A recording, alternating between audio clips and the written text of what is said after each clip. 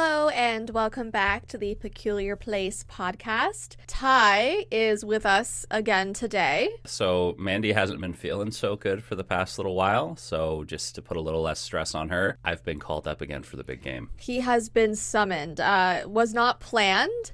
So it's funny because I usually try and plan out podcasts kind of around Mandy, honestly, because she has good reactions. Her and I keep up with trending topics. We're both on TikTok. Tye does not have any social media, which a lot of people find hard to believe. No Instagram, no TikTok, nothing. I did have Twitter for a little while, but that lasted 2 years and then you got rid of it. Yeah, because I wasn't really using it at all. I followed 6 people and that was really it. Yeah. And I guess I wasn't getting the whole experience of everything. So whenever I plan podcasts, it's around her, like I said. So because Tye is jumping in today, it was actually after I had planned everything out. So a lot of these trending topics we're going to have to skip over because if I mention it, for example, I wanted to talk about the whole JoJo Siwa transformation. He does not know what that is. No and if I try and explain it. Is it a person or is it a place?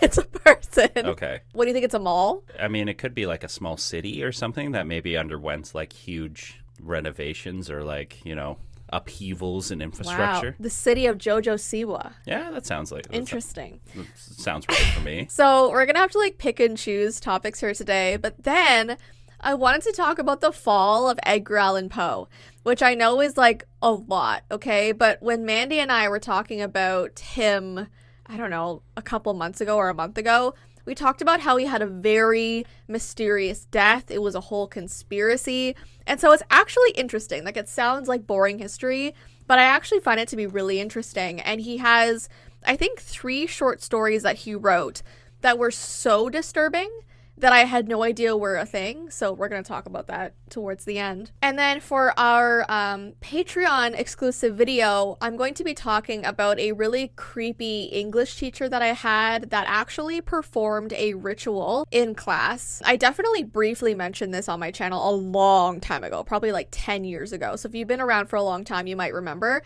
But it was super scary, so I'm going to talk about that in the video, and I'm sure Tye has some scary school story I mean, I had the exact same English teacher. The teacher himself wasn't creepy, but I agree with the story that Jessii, if you're a patron, you've probably already heard it by now, is definitely really strange. It's so strange. So we're going to link that down below. Go check it out. And thank you so much again for supporting our podcast channel. If you are a patron, we really appreciate that. So yeah, we're going to get into it. I did want to sort of continue the update about Mandy a little bit because her baby Ophelia has COVID, which is scary. No matter if it's COVID or not, any sort of cold or virus or flu that a little baby has is so scary. She's actually just about to turn 3 months any day now, I believe. I think in 3 days or something like that. So at least 3 days from now, I believe. So I don't know what day it is. It's the 9th. So she was born on the 13th? I should know this.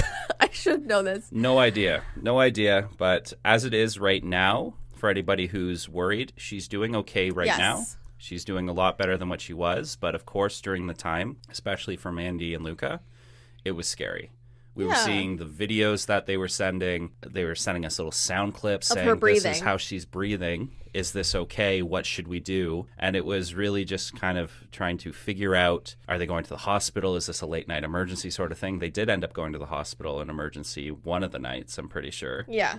And that it was going to doctors, trying to figure it out. But also, they didn't want to be putting too much pressure on the kid. It's a crazy balance. So yeah, Ophelia's all good. She's still recovering, but she's all good. And then Mandy and Luca got a little bit sick from it too. So that is why Tye is here today. It's a very long explanation for what could be easily summed up as they're not feeling well, they're under the weather. Here's this hairy guy instead.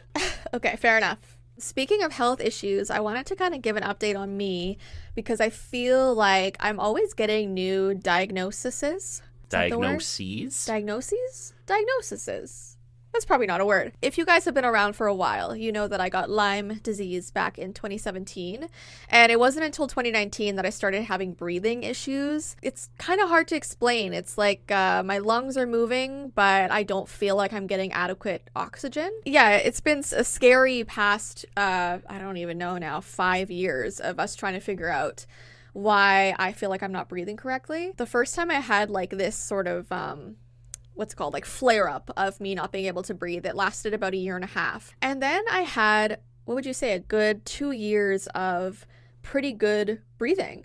And I thought I kind of kicked it in the butt because it just feels like I'm constantly tired and like I'm suffocating in my own body. Yeah, not a fun time. Like how we would kind of like explain it was you'd have like waves, and when this first started happening, you'd have really bad breathing, but it would only last, say, about 3 weeks. And then you'd have maybe like a 3-day break in between, and then it would last a little bit longer the next time. And eventually, through what we were hoping is just better lifestyle choices when it came to food, better like health things like exercising more, different medications and stuff, it would seem as though your breaks in between when you'd have these bad breathing episodes would get longer and longer. And as you said, it started getting from like 3 days to a week to 2 weeks, months, and then basically 2 years. Yeah, so I kind of had like a 2-year stint of breathing better. And when you say better, it's still not 100%, but you're saying it's like 90%. Yeah. Like I feel mostly normal. Like when it's bad, I'm so down. I don't even know what percentage I'd give it, like 20%. It's been 2 years, and then about just over a month ago, out of nowhere, I was eating dinner, and suddenly I just took a breath in, and I was like, that wasn't a good breath. Like I feel like I didn't really get good oxygen there. And then I breathed in again, and it was bad again, and I was like, please tell me I'm not back into this like pattern of disordered breathing, because I thought I was out of it. So I'm on my 5th week of not breathing well, and it so happened that I had a chest x-ray for something totally different. And I got the results back, and my doctor said that they noticed I have something called pectum excavatum. Pectus excavatum? Or pectus excavatum? We're not doctors. We just We're know that not doctors. That's something that's not normal. I think it's pectus excavatum. I believe excavatum. So. Oh my gosh. It's crazy because I've never heard of this diagnosis in my entire life. And she told me it's basically when your rib cage and your chest wall are protruding inward. Like it's almost like collapsing inward. Like it's just the form of your chest goes in. It's like a dip instead of going out like normal chests do. We can show like a picture of a bad case of it.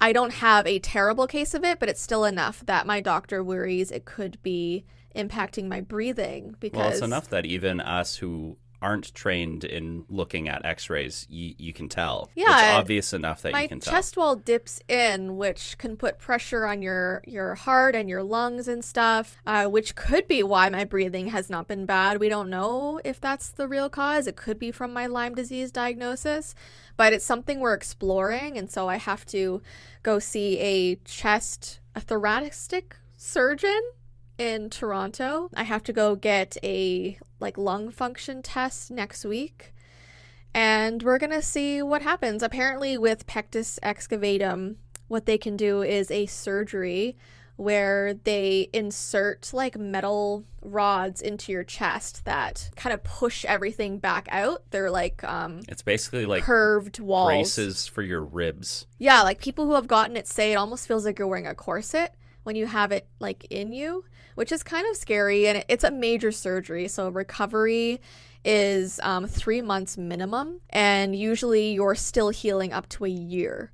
And then you wear the metal braces for 3 years, I believe, and then they get removed. It's basically just trying to reshape your ribs. Right. Retrain your bones like how they should actually be formed. Surgery in general is not a pretty thing. I don't want to cause you to panic or anything like that. It's just, it does not sound like it's a fun time. It's considered to be one of the more major surgeries that you can have done. And this is coming from a guy who's taken like a DeWalt screwdriver right to the brain. Sorry, not a screwdriver, a drill, when they did all my facial surgery and all that stuff to fix my sinuses. So if I have to have this done, I will be out for the count for 3 months minimum.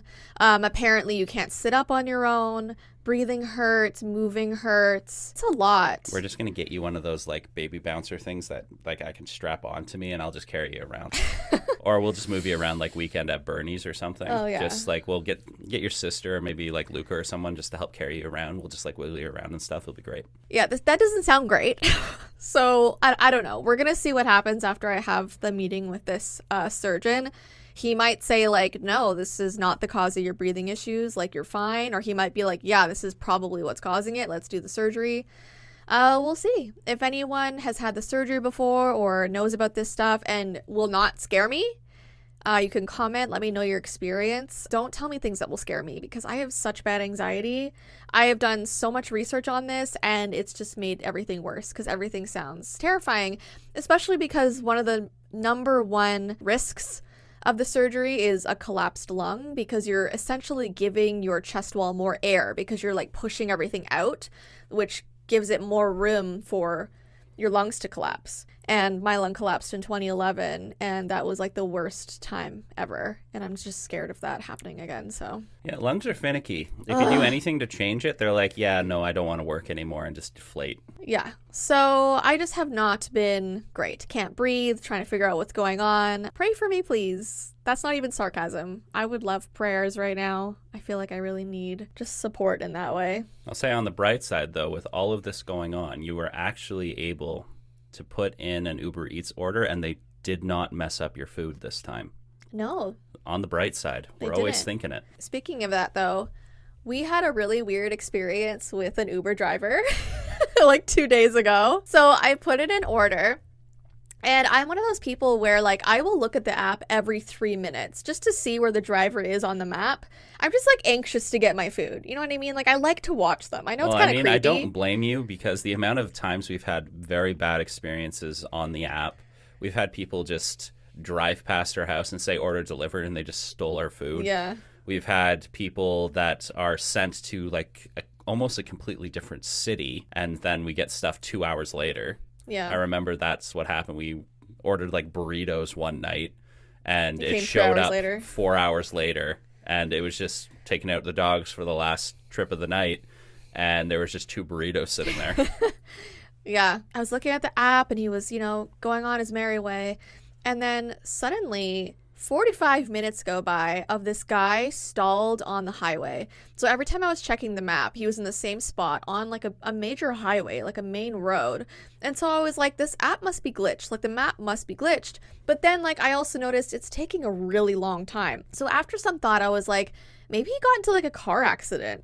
So I'm going to message him and make sure he's okay.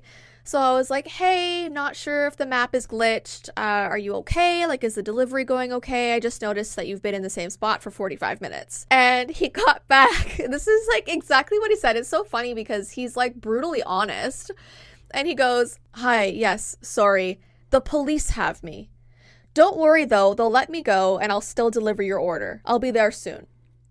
I like how he left out the very important little tidbit of information. Like what happened? What did he do? Yeah, like he could have been like, I got a speeding ticket. No, the police have me. Don't worry, I'll be there soon. That implies that he was probably like sitting, getting ready to get cuffed or something. I don't know.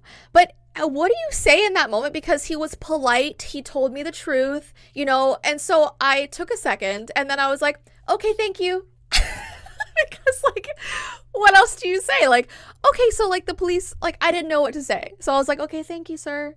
See you soon. Like I just got back like he just told me that he blew his nose. Like, like nothing. So said Gesundheit or something. I acted like it was such a casual conversation we were having. So 10 minutes go by. I'm looking at the app. He's still on the same highway in the same spot. Another 10 minutes go by. He's still in the same spot. So it's 20 minutes since he said like, the police are letting me go. Everything's okay. So then I was like, I feel weird about this order. Do I really want food coming from someone who is in the hands of the police? So then I go onto the Uber Eats help and I was like, hi, can I get a different driver and replace my order, please? My driver's with the police. And the person was like, oh my gosh, yes, I will immediately do that for you. So she canceled my order and she put through another one that I wasn't charged for. And so that person's getting it. Everything's fine. Well, the guy still delivers it half an hour later. Was the police chasing him, though? I don't know. So we got 2 orders, but I'm thinking, like, if an order gets canceled, he shouldn't have my address. How did he still get to us? It was very strange. So I don't know. Yeah, I didn't really think about that. Maybe it was one of the guys that we've had before, maybe? I don't think we've had him before because it only said he did like 42 orders. We could have been He was one a of those new guy. 42. We could have. You like to use Uber Eats quite a fair bit. I do. Anyway, I just thought it was an interesting, like, the police have me. Like, what is that? So ominous. It's such an ominous thing to tell someone. Like, he could have lied and been like, listen, there was an accident. Or, like, traffic's really bad today. I would have been like, oh, okay. So, I mean, kudos for the honesty, I guess. I mean, honesty is the best policy. Sometimes, though, it might be best to... just not say that. You don't necessarily have to say that, hey, the police have me. It's like, well, they finally... the police finally caught me. Yeah, it makes it sound like there was an arrest warrant out for you, yeah. buddy, and they finally got you. Oh, they have me, but I'll get away.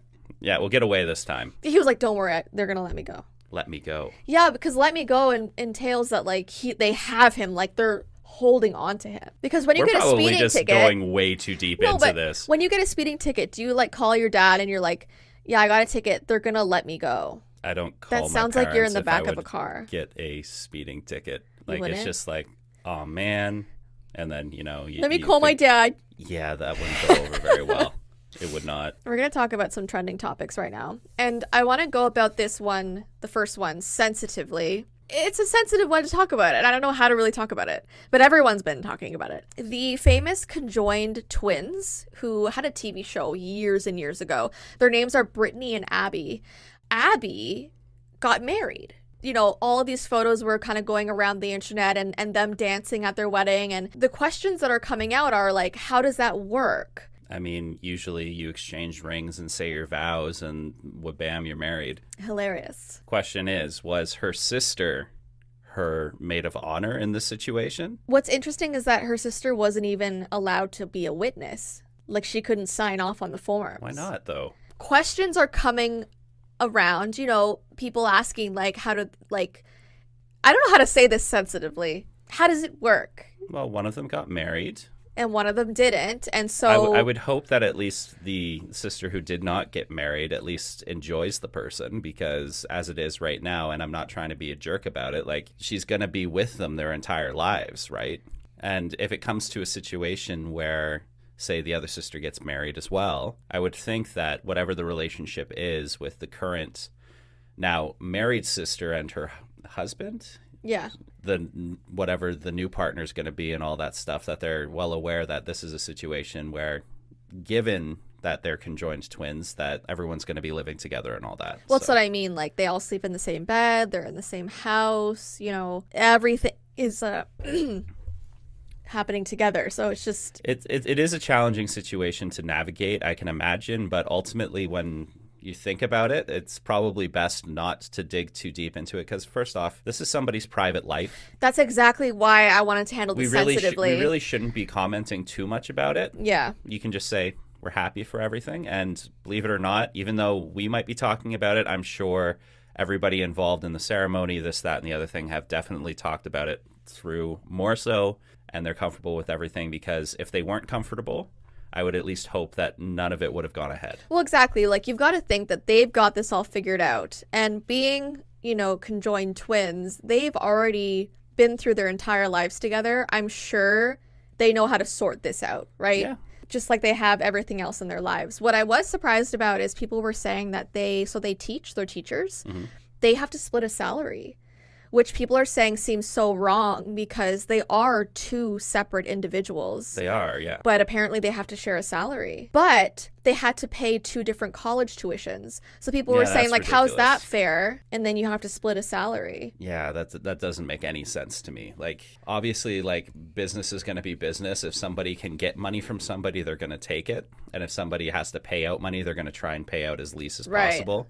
It's a horrible reality about the world, but if they each went and got their own degrees, they should be paid separately. Right.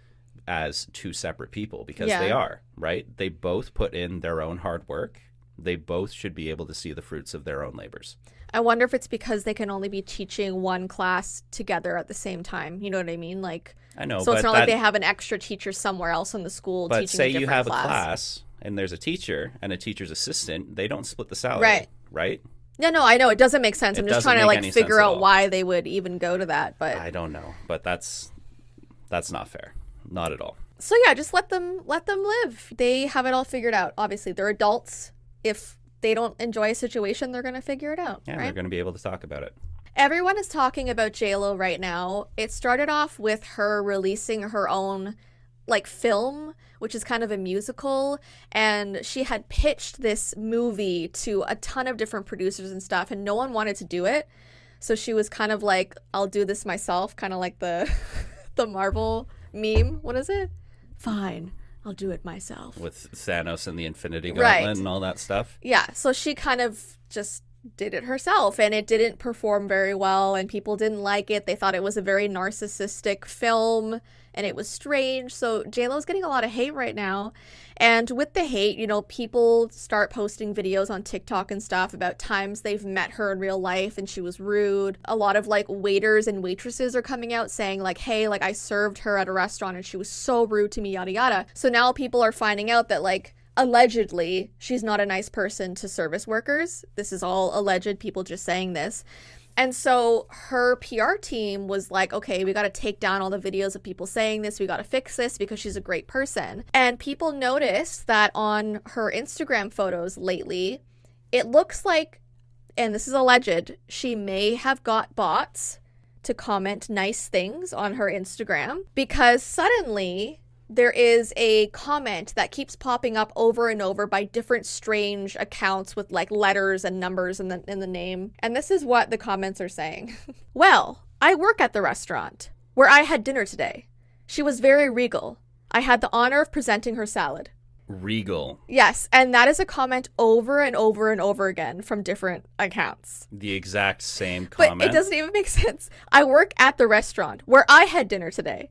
She was very regal. I had the honor of presenting her salad.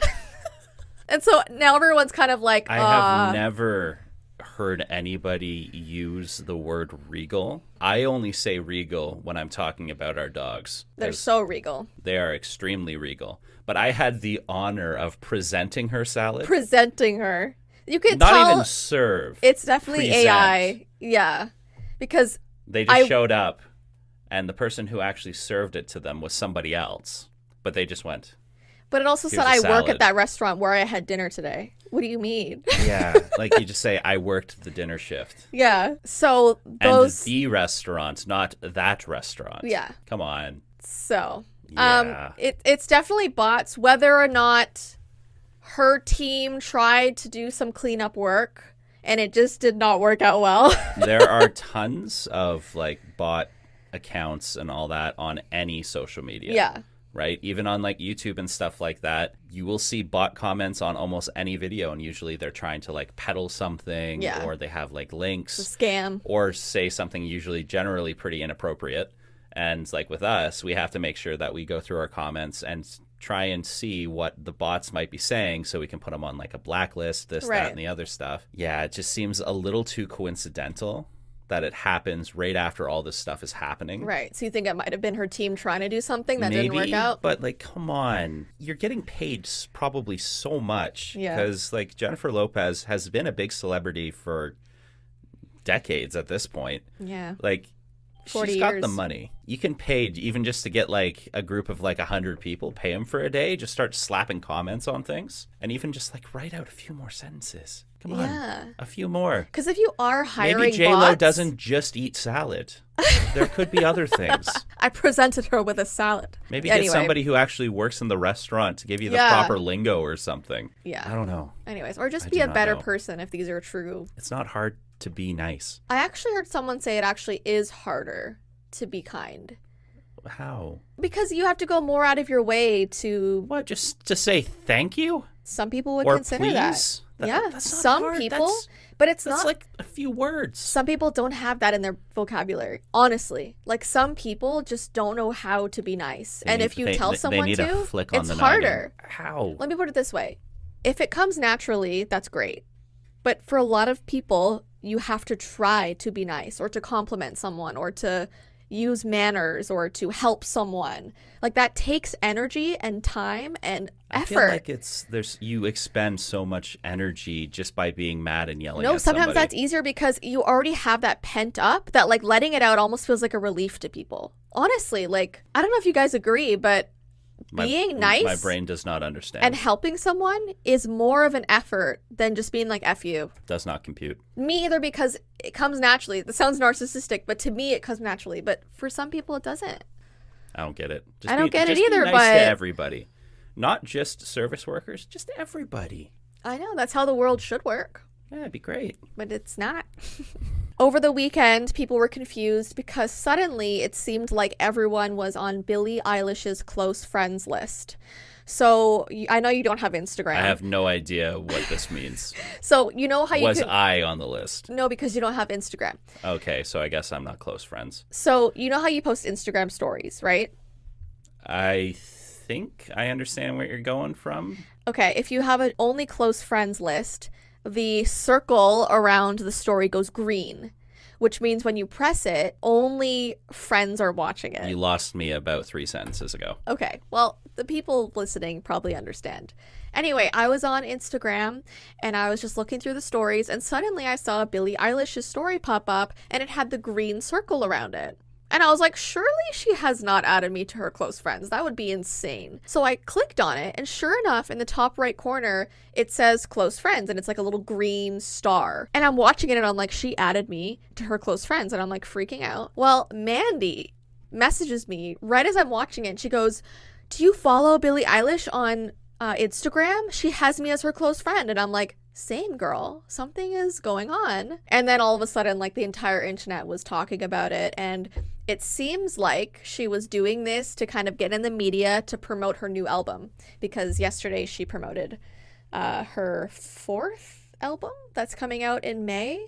And so I guess she like partnered up with Instagram and was like, hey, like, how can we make a statement? I mean, it's genius. It really is, because And it worked if we're talking about it right now. Well, yeah, and if you see the green circle, you as a listener of hers or a fan of hers, you suddenly feel really important, and you're kind of like paying attention, like, why did she add me? I think it's a great marketing strategy. I don't know how it's really fair, because she's not following anybody on Instagram if you go on her page. So somehow Instagram allowed everyone who followed her to become her close friend, which it's the power it's kind of popularity cheating. It's kind and of money. cheating. I know, it's money and everything else. Anyway, I mean, I love her. I love her music. I don't love that she doesn't like influencers, but I won't keep talking about that. But I'm going to be listening to her music, so I just think it's effective. It worked. Yeah, it definitely worked. It's almost like, what was it, like 10 years ago or something, when U2 forcefully put their brand new album on everyone's iTunes account. That's like exactly what it is, except now it's social media. It's just, but everybody was mad about that. Yeah. Yeah, because like all of a sudden, I don't really listen to U2 that much. And then, like, sure, you got a free album. It's like, okay, sweet. But it's like, I didn't ask for this, though. Well, there were people who were disappointed and sad when they found out they weren't actually individually picked by Billie to go on her close friends list. So people were excited and then let down, which Well, kind of I can sucks. be one of the rare people that wasn't put on that close friends list. No. So do you feel excluded? I feel so excluded. So excluded. So there is this grocery shopping question that is being asked around. Cash or credit? No. Is this grocery shopping habit a hack or just plain rude? Grabbing items from the back of the shelf. I just do that because I'm tall. Because I can do Like it. the back? Oh, yeah. I can just grab it from the back. Like if there was like a whole thing of rice, you would go to the 15th Oh, no. I always at the go back. for rice and stuff like that. I get the stuff at the front. Yeah. But for like produce, I will grab the stuff up top because most people don't reach Don't that. touch it. I'm more of a person that I don't like it if people are manhandling the food too much. Yeah. So I will grab the stuff at the back because most people's arms aren't as long as mine, so I can grab it. There is every now and then where I see like the one person who's like a mega person who's about 8 feet tall at the grocery store. My goodness, they can get anything they want. Yeah. Yeah. Some people believe that this leads to more food going bad because most people are in the habit of reaching behind the front few items, which I even do. Like if I go to grab anything from the grocery store, I go like 3 or 4 products back and I'll grab it because I think in my head like, oh, like it's the least, what is it called? Least expired? The farthest from being expired. I mean, it honestly depends on how the grocery store stocks stuff, right? Maybe they've picked up on it. They could have, because if you think about it, if you put something down and then you put something on top of it, then that would mean the stuff on the bottom would be older. I would assume most grocery stores would want to put everything on the front. That's what they do. Just so you don't spoil it. Yeah. But then everyone has the same idea of going to the middle or far back. And like, honestly, like if you're buying it, you do you, babe. Like, if you want one that has just been put on the shelf and you have to reach back, see, when 17, I usually go to the get it. When I go to the grocery store, I usually get like, you know, we try and just look at the expiry dates on most of the things. But, you know, there's some items like, okay, it's expiring soon. They'll slap on the $5 off thing and I'll just pick it up. It's like, yeah, I'll cook this tonight. Yeah, I mean, I think it helps when they give it a discount like they do for meat and stuff. You know, it's like, okay, it's going to be expiring in 2 days, $5 off. It's like, okay, and if I'm not going to eat it that night, I just toss it into the fridge, in the freezer. How about this? Like, don't add new items until the older ones are gone. There's a lot more that goes into it, like with the whole supply chain logistics and all that stuff. You kind of... It has to look good. To be set. No, you're kind of set on set deliveries, right? Because it's not like you call and say, hey, I'm going to need some more chicken, and they show up in 15 minutes, right? Yeah. Like the stuff is shipped from all across the country, different countries. That's so true. You can't just call up and say, hey, you know, we have a lot of chips, so we're actually not going to need this. Or, hey, you know, all the, you know, imported food. It's like, you know what? We have a lot of bananas, so send them back. That's not how it works, unfortunately. Well, I was more thinking like keep them in the warehouse or whatever, but yeah, I get it. For perishable foods, that doesn't work too well. Of course, it works for cans and like non-perishable goods, but yeah, like I don't think it's rude. Like you're buying it.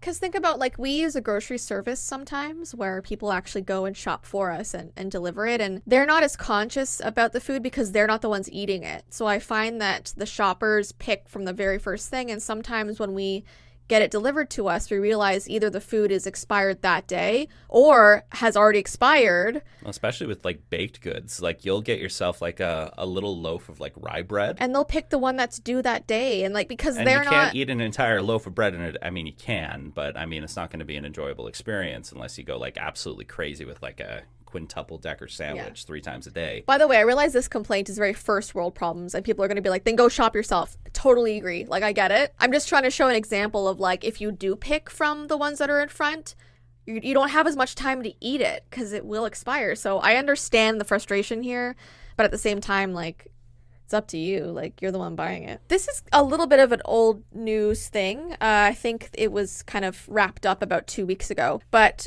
girls were getting punched in the face while walking down the street in New York City. And why? In every single case, the girl was looking down at her phone as she was walking when she got punched. And the reason why this went viral is because the first girl went onto TikTok and she like filmed herself walking down the street like, oh my gosh, I just got punched. Like I was looking at my phone when it happened. I don't know where the guy went.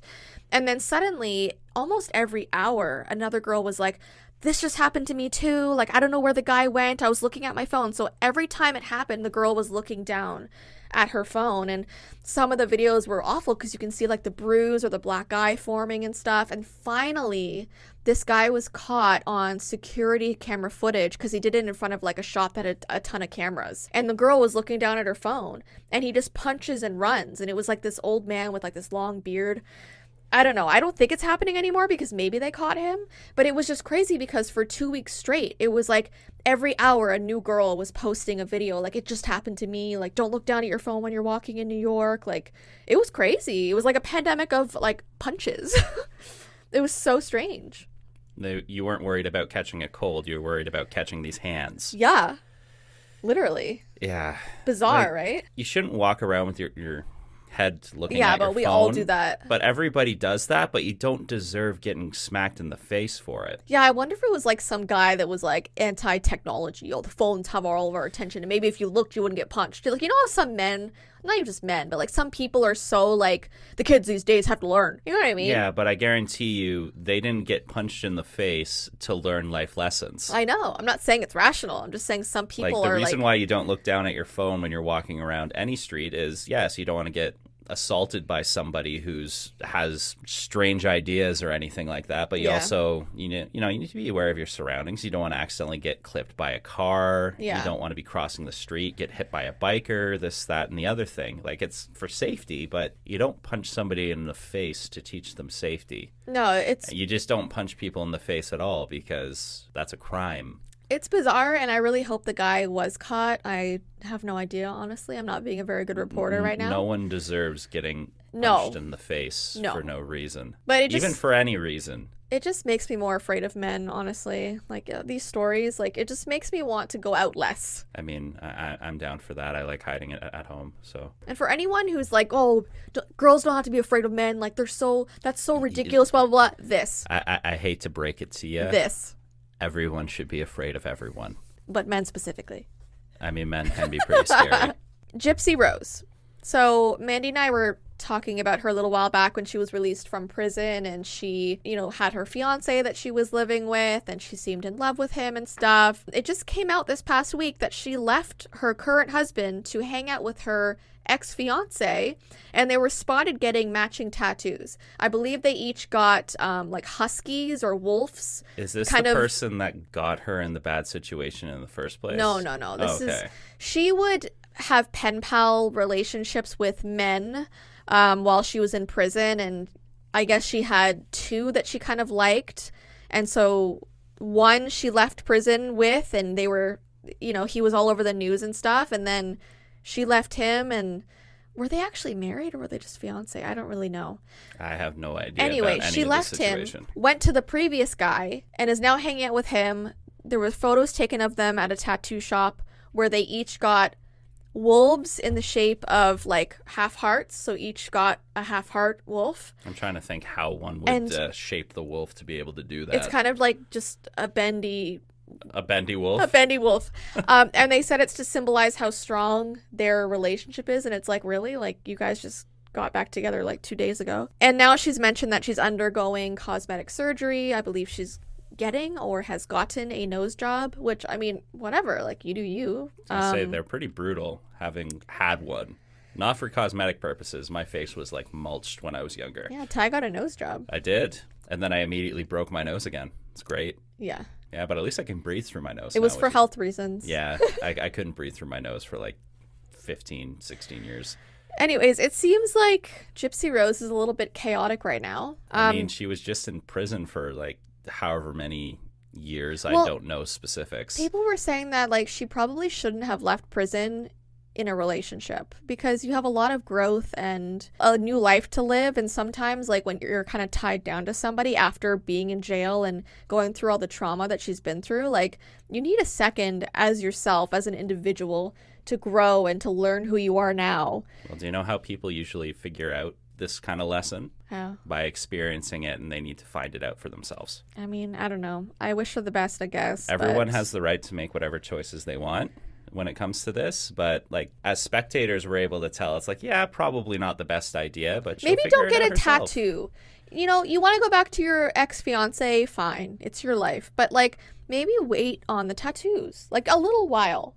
We don't even have matching tattoos. We don't. You have your sister's name on you. My sister and I have 3 different matching tattoos. Where's my name? I don't think you'll ever actually have my name printed on you. I'd do something symbolic for you. Yeah, I would too. Yeah. But as soon as you start dealing with like getting your significant other's name on you, that immediately for me throws up red flags, because it's always as soon as you do that, something bad happens in the relationship. It's like a curse. Like even you guys, when your entire family got the Jedi symbol, I believe. Yeah. Each member of her family has a Star Wars tattoo. Mm-hmm. I was not invited. Yes, you were, and you said you did not want a Jedi symbol. You wanted a Sith. Yeah. We don't invite that into our bubble of Jedis. So see, that's the issue. I wanted to get a different Star Wars symbol, and because of that, I am immediately shunned. You told my grandpa, and he was like, "That's evil." It is a fictional thing. Good and evil are just a matter of perspective. Tye, you cannot be Sith in this family. It will not work out. It sounds like we're having a conversation of like a mother to their teenage daughter. It's not a phase, I swear. I love him. But what's so funny is you're all talk, because in real life, you are not like a Sith. You are the nicest person, wouldn't even hurt a fly.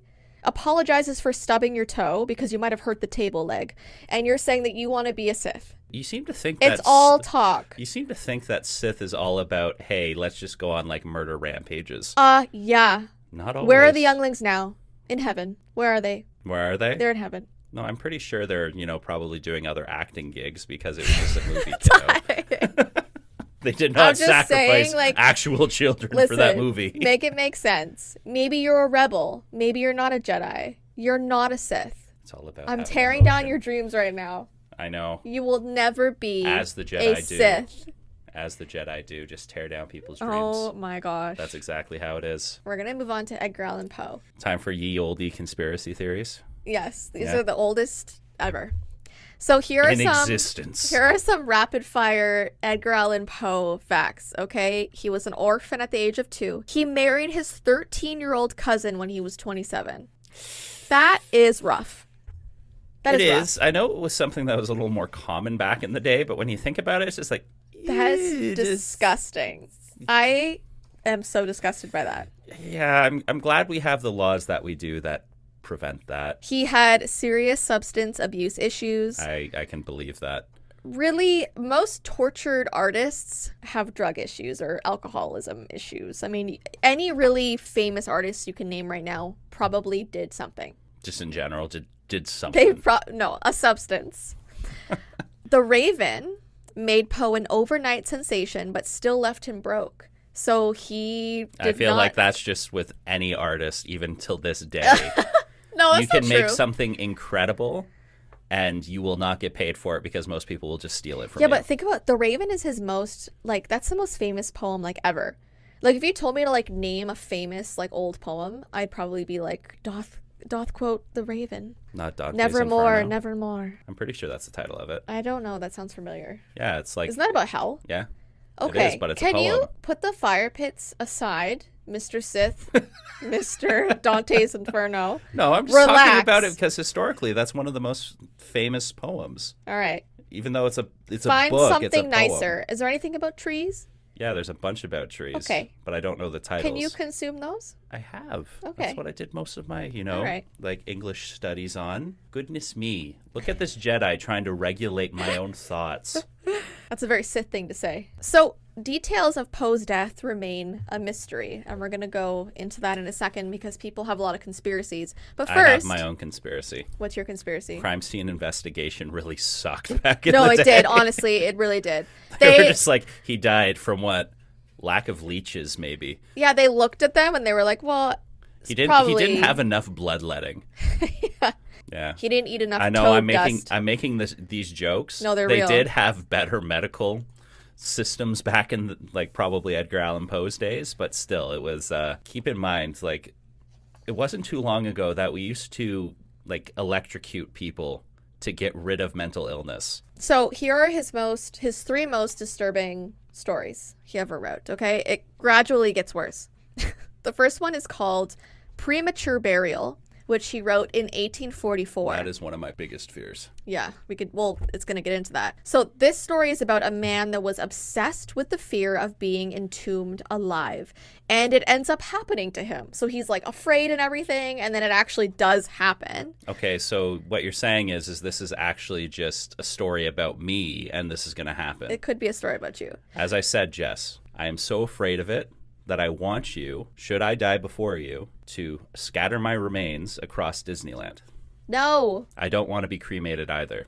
So it's just your arms and your legs falling down on the ride. That's great. So one day, this man wakes up inside of a coffin, and the story is describing his panic while being inside of it. And a lot of people had this fear because back then they would bury people alive all the time because they didn't understand what a coma was. They didn't understand what a low heart rate or blood pressure was. So if someone looked dead, if they weren't moving, they were like, well, I guess we're burying them. If somebody just didn't get enough sun and they just looked really pasty, where they're like, yeah, they're probably dead. It's the entire skit from Monty Python's Holy Grail all over again. Yeah. Just, I'm not dead yet. Bring out your dead. Mm-hmm.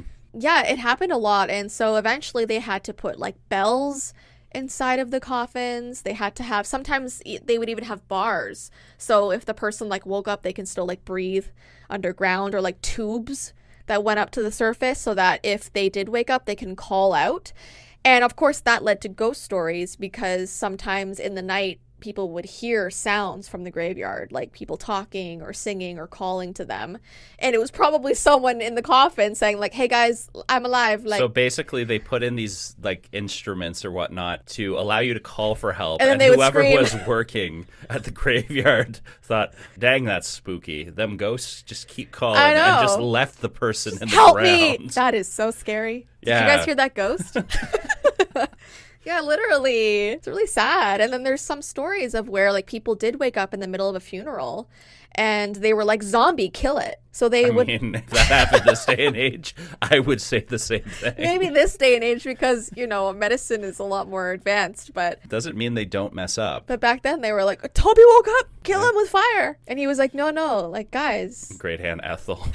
She's moving. Quick, get the shovel. No, there's this story about a guy who woke up and at a funeral, at his own funeral, and all the people dispersed and ran into their houses. And he was running down in the village, knocking on their doors, saying, help me. And they were all hiding. Them ghosts, they're pretty crafty, almost appearing incorporeal. It's awful. So what is the story? I just told you. Oh, I thought you were going to read it to me. I was getting ready for I was getting ready for a poem. No, that would take forever. They're short stories, but they're not short stories. And our you know tangents don't take forever, Jess. They do. Okay, the next story he wrote in 1845, and it's called Some Words with a Mummy. Mummy as an M-U-M-M-Y. I mean, that's still someone's mother for some people. If it's words with my mummy, it'd be like, why aren't you cleaning the dishes? Yeah. Take your stuff upstairs. Clean your room. Don't leave your shoes on the porch. Why are you tracking mud all throughout this house? Why have you been out so late? Why don't you call me more? Okay. This is about a professor that's able to awaken an ancient Egyptian who has been sleeping for thousands of years. So they don't look at it as death. They look at it as sleeping.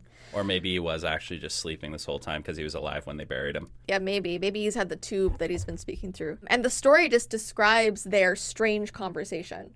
So he wakes up this mummy and then he talks with it for the rest of the story. And people found it very disturbing back then because it was like, why is this guy talking with a dead body? Necromancy. That's how. Yeah. And this last one is really disturbing. It was written in 1838 and it's called A Predicament. This story is about a young woman who visits a Gothic cathedral while sightseeing and pokes her head through an opening in the large clock to admire the view outside. And does like the clock hand just like take and just go... Oh, you'll find out what happens to her. Does she just get like horrible depression and then it gets really, really No. sad? Because I feel like that's how most of these short stories usually happened. The turning of the clock's hands then begin to slowly cut her head off. I called it. At the same time, the pressure pops out both of her eyeballs. So the story is in her point of view, describing what the process of her being beheaded is like. I'm going to read you a paragraph from it. I will give you a fun fact just before you do. What? Did you know that after the guillotine was invented, there were scientists who wanted to try and communicate with the heads after they came off? Stop. Because you are still technically alive for the brief few seconds afterwards. So most people who were beheaded back in the day would see it happen as their head hit and landed in the basket. They would often pick it up and they would see the eyes still moving. Yeah, and I've heard that sometimes the mouth even, you can't talk, but like it's moving like it's speaking. I like how you were freaked out and you said ew, but now you're just engaging full No, I'm into this. I'm so grossed out. Okay, here's a little excerpt from the story. My eyes, from the cruel pressure of the machine, were absolutely starting from their sockets. While I was thinking how I should possibly manage without them, one actually tumbled out of my head and, rolling down the steep side of the steeple, lodged in the rain gutter, which ran along the eaves of the main building. So it's very descriptive and very disturbing because she's watching her body like fall apart and combust and she just well, her eyes are popping out. Doesn't combust mean like things are popping out? No, it means you're just suddenly on fire. Combust means fire? Yeah, combustion, explosion. Yeah, like your eyes are exploding out of your face. They're combusting out of your face. Little trails of fire shooting out afterwards. Okay, so let's talk about his unusual death. So on October 3rd of 1849, he was discovered barely conscious, wearing someone else's clothing. I mean, I've done that before. after a long party. Yeah. He wouldn't talk to anyone, and he was pretty much in a coma state. So this sounds exactly the same of what I went through. Don't listen. This is serious. This is serious. Hey, I at least survived, so I'm worried that he got buried alive now. So he was found wearing someone else's clothing, which was very suspicious. Okay, so that was on October 3rd. On October 7th, Poe allegedly regained consciousness long enough to whisper, "Lord, help my poor soul." And then moments later, he died. So he knew he was about to die and woke up from the coma just to say that, which is kind of eerie. It was reported that Poe succumbed to congestion of the brain, which is a 19th century euphemism for alcohol poisoning. But congestion of the brain. Yeah. So they said, hey, your brain's too stuffy? I guess. They had weird things back then to explain illnesses, but no autopsy was performed. So they saw him and they were like, well, he probably drank too much, because they knew that he consumed alcohol a lot and probably did drugs and all kinds of stuff. And so they were like, that's probably why he died. So it's just a guess. Okay. So that's one thing. Then in 2006, environmental health engineer Albert Donay released the results of tests on Poe's hair. The tests found arsenic levels 15 times today's normal level. So that could have poisoned him and also could have explained his strange stories, as it gives people hallucinations. So he wrote a lot of weird works, as we know. I don't know why he would have consumed arsenic. I'm pretty sure it was just in, things? Everything in existence back in the day. Everything? But what would have given him 15 times? The fact that it was just in everything. Yeah, but then everyone would be suffering from it. So, I don't understand Everyone was. I can guarantee you that. So it wasn't a drug that you took to, make you feel good? I'm pretty sure it was given as medication at some point. Really? Yeah. Another conspiracy is that his cat may have infected him with rabies. Another one was that Poe may have suffered the effects of a brain tumor. When his body was moved in 1875, one worker heard something rolling around in Poe's skull. And in 2007, a modern forensic pathologist said that the mass could have been a calcified brain tumor. Okay, that at least makes sense of why it would still be rolling around then. Yeah, you were like, I was going to say, it's like if his brain's already hollow, if it was like a fleshy mass, that would have been gone at that point. If it's calcified, yes, that makes sense. And then lastly, Poe wandered the street while intoxicated from champagne. He was then robbed and beaten by ruffians. He was a fancy drunk. And left insensible in the street all night. The mugging theory might even explain Poe's missing clothes. They may have been stolen. So they might have taken his nice outfits and left him with what one of them were wearing. That seems like a very nice intricate thing to do. It's mugging. Let's redress him. You got some sweet They could have left threads. him naked. Yeah. It's you got some sweet threads here. Let's swap. No, not let's swap. It's basically, I got this knife here. You're going to hand me your clothes, and then we're both going to get naked real quick. You're going to put on my clothes. While he's drunk on champagne. I mean, that could be why. Or maybe it was a bad dare or something. I don't know. It's I dare you can't fit in my clothes. So he just took them off, and then they just stole his clothes and ran. He's like, oh, man. But do you see why it's so weird? There's no definite reasoning for his death. But it also was the 1800s. It was the 1800s. I'm pretty sure half of the death Most certificates didn't wrong. make any sense. As I said, probably didn't have enough leaching in his health regimen. Well, the leeches would have gotten drunk off of the champagne in his blood. Could have. Could have. Sorry, there's not enough mercury in his hats. So that's what did it. Yeah. I think we're going to leave this as a shorter podcast just because we did not prepare. Usually, Mandy and I have so many tangents that we're able to fill up an hour and a half, but you and I are very chill together. I thought you were gonna say uninteresting no, when you're talking about me. No, not at all. I just think that we're kind of to the point and just chill.